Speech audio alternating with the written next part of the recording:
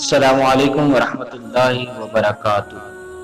غلام احمد قادیانی کون تھا کی تیسری قسط کے حوالے سے حاضر ہوں۔ آج کی قسط میں آپ کو بتایا جائے گا کہ اس نے قرآن مجید کی کون کون سی گستاخیاں کی۔ یہ اپنی کتاب حقیقت الوحی صفحہ 84 مطبوعہ قادیان میں لکھتا ہے،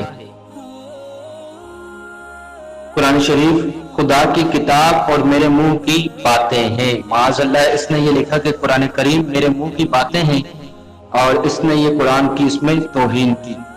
پھر یہ یہیں پر نہیں رکا، اس کی کتاب تذکرہ صفحہ 247 مطبوعہ قادیان میں یہ لکھتا ہے کہ ما انا الا کالقرآن، میں تو بس قرآن کی طرح ہوں۔ معاذ اللہ، یہ کہہ رہا ہے کہ میں قرآن کی طرح ہوں۔ اس نے اپنے آپ کو قرآن کے ساتھ تشبیہ دی ہے، جبکہ کوئی بھی شخص جو ہے وہ قرآن کے ساتھ اپنے آپ کو تشبیہ نہیں دے سکتا۔ یہ اس نے صراحتاً قرآن کی گستاخی کی ہے۔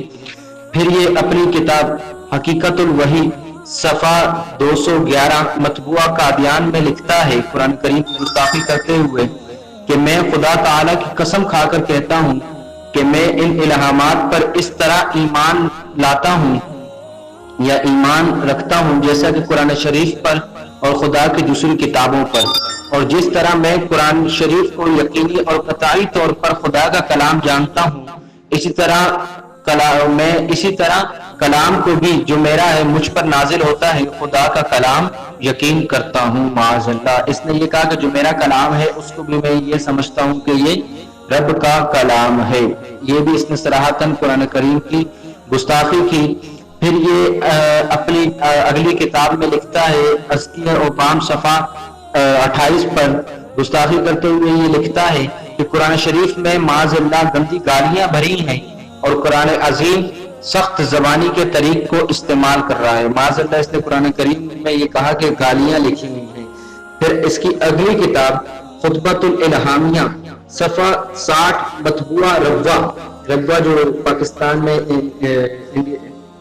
ان کا جو ایک علاقہ ہے وہاں کا مطبوعہ ہے یہ، اس کتاب میں اس نے قرآن کریم کی گستاخی کرتے ہوئے یہ لکھا، اب اس رسالے کی تحریر کے وقت میرے پر یہ منکشف ہوا کہ جو کچھ براہین احمدیہ میں، جو اس نے کتاب لکھی ہے اس کے بارے میں بتا رہے ہیں، جو کچھ براہین احمدیہ میں قادیان کے بارے میں کشفی طور پر میں نے لکھا، یعنی کہ اس قادیان کا ذکر قرآن شریف میں موجود ہے، در حقیقت یہ صحیح بات ہے، بس کچھ شک نہیں کہ قرآن شریف میں قادیان کا ذکر ہے۔ معاذ اللہ، یہ یہاں پر یہ بکواس کر رہا ہے کہ قادیان کا ذکر جو ہے وہ قرآن کریم میں موجود ہے۔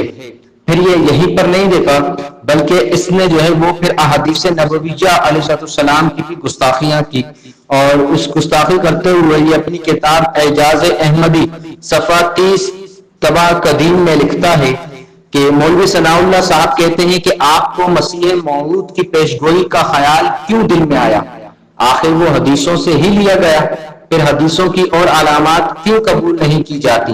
یہ سادہ لوگ یا تو افتراس سے ایسا کہتے ہیں اور یا محض حماقت سے، اور ہم اس کے جواب میں خدا تعالیٰ کی قسم کھا کر بیان کرتے ہیں کہ میرے اس دعوے کی حدیث بنیاد نہیں، بلکہ قرآن اور وہ وحی ہے جو میرے پر نازل ہوئی۔